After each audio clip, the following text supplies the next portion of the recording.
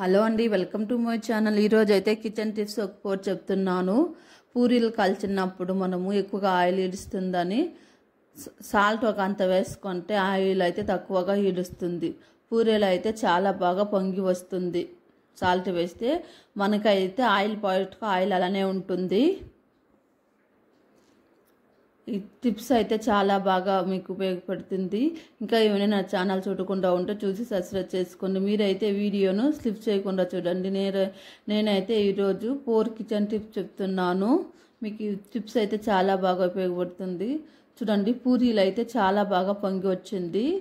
మనకైతే తక్కువగా ఆయిల్ ఇలుస్తుంది. చూడండి, ఆయిల్ పాయింట్కు ఆయిల్ అలానే ఉంది. చూడండి ఆయిల్ అయితే అలానే ఉంది. సాల్ట్ వేస్తే తక్కువగా ఆయిల్ ఇడుస్తుంది. ఈ టిప్స్ నచ్చితే మీకు లైక్ చేసుకోండి. చూడండి, పూరీలు అయితే చాలా బాగా పొంగి వచ్చింది. ఇప్పుడు మరో టిప్స్ చెప్తున్నాను. మనము కుక్కర్లో పప్పు పెడుతున్నాం. దాని విజిల్ అంతా పైనకి వాటర్ ఎక్కువగా వస్తుందని ఇలా ఒక స్టీల్ బౌల్ పెట్టుకుంటే ఆ పైనంతా వాటర్ రాదు. మనకు కడగడానికి ఈజీగా బాగా ఉంటుంది. చూడండి, పైన విజిల్ పెట్టుకుంటే పైన వాటర్ ఏమి రాదు. బౌల్ పెట్టుకుంటే పప్పు అయితే చాలా బాగా ఉడుకుతుంది. చూడండి, వాటర్లో ఇప్పుడైతే ఒక కప్ పెట్టడం ద్వారా పప్పు అయితే చాలా బాగా ఉడికింది. ఈ టిప్స్ నచ్చితే మీకు లైక్ చేసుకోండి. మరో టిప్స్ చెప్తాను. ఇప్పుడు పాల కాగబెట్టినప్పుడు పాత్ర అయితే ఇట్లా నల్లగా అయిపోతుంది. అల్యూమినియం పాత్రము. ఇది ఎలా క్లీనింగ్లో టిప్స్లో చూస్తాం రండి. చూడండి, ఎంత నల్లగా అయిపోయింది. ఒక 3 నిమిషాలు ఉంటే చాలు క్లీన్ అయిపోతుంది. చూడండి, ముందు ఎలా ఉందో ఇప్పుడు ఎలా ఉందో చూడండి. 1 నిమిషం ఇలా అయిపోతుంది. ఇది ఎలా క్లీనింగ్గా చూస్తాం రండి. ఇప్పుడైతే బేకింగ్ సోడా ఒక హాఫ్ స్పూన్ వేసుకోండి. బేకింగ్ సోడా వేసుకున్న తర్వాత లెమన్ ఒక హాఫ్ వేసుకోండి. ఇప్పుడు లెమన్ వేసుకున్న తొక్కు దాంట్లోనే వేసుకోండి.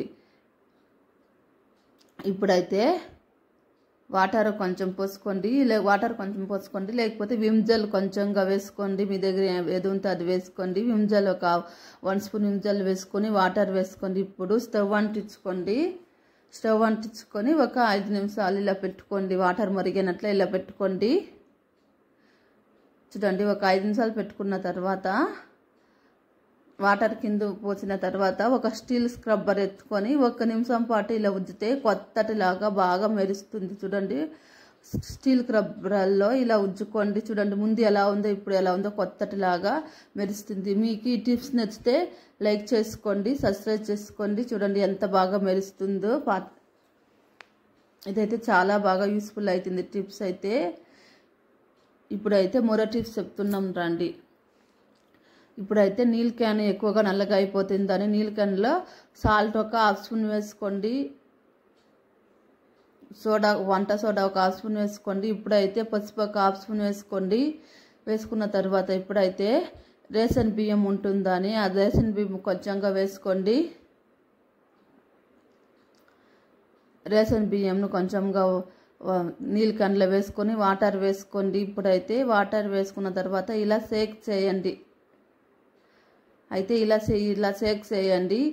క్యాన్లో ఎంత గలీజ్ ఉందో కూడా క్లీన్ అయిపోతుంది. ఒక 2 నిమిషాల పాటు ఇలా షేక్ చేయండి. అయితే జస్ట్ ఏమైనా ఉంటే క్లీన్ చూడండి. ఇప్పుడైతే ఎంత బాగా క్లీన్ అయిందో. 1 నిమిషం పాటు ఇలా షేక్ చేసి ఆ వాటర్ని కింద పోయండి. ముందు ఎలా ఉందో ఇప్పుడు ఎలా ఉందో చూడండి. ఇప్పుడు మరో టిప్స్ చెప్తున్నాను రండి. Sink cleaning. మన ఇంట్లో ఎక్కువగా బొద్దింకలు ఉంటుందని కాక్రోజు అది సింక్ దగ్గర ఎక్కువగా వస్తుంది. అది సింక్కి ఇలా వేస్తే బొద్దింకలు రావు. టీ పొడి 1 స్పూన్ వేసుకోండి. చూడండి, సింక్లో టీ పొడి 1 స్పూన్ చల్లుకోండి. ఇప్పుడైతే పసుపు వేసుకోండి. టీ పొడి వేస్తే బొద్దింకలు సింక్కి రాదు. ఇదైతే మీకు టిప్స్ నచ్చితే లైక్ చేసి సబ్స్క్రైబ్ చేసుకోండి. ఇలా వేస్తే డైలీ వేసుకోండి. ఇలా అయితే బొద్దింకలు సింక్ దగ్గరికి రాదు. అయితే ఈ టిప్స్ అయితే మీకు చాలా బాగా యూస్ అవుతుంది. చూడండి, డైలీ నైట్లో ఇలా వేసుకోండి. పసుపు కొంచెము టీ పొడి కొంచెము వేసుకోండి. సింక్లో అయితే స్మెల్ బాగా వస్తుంది. అయితే బొద్దింకలు అదంతా బ్యాక్టీరియాలో అదంతా రాదు. మీకు ఈ టిప్స్ నచ్చితే లైక్ చేసి సబ్స్క్రైబ్ చేసుకోండి. ఇంకా మరో ఎన్నో టిప్స్ మీకు చెప్తాను. మీకు ఈ వీడియో నచ్చినట్లయితే లైక్ చేసి సబ్స్క్రైబ్ చేసుకోండి. బాయ్ ఫ్రెండ్స్, మరో వీడియోలో కలుస్తాం.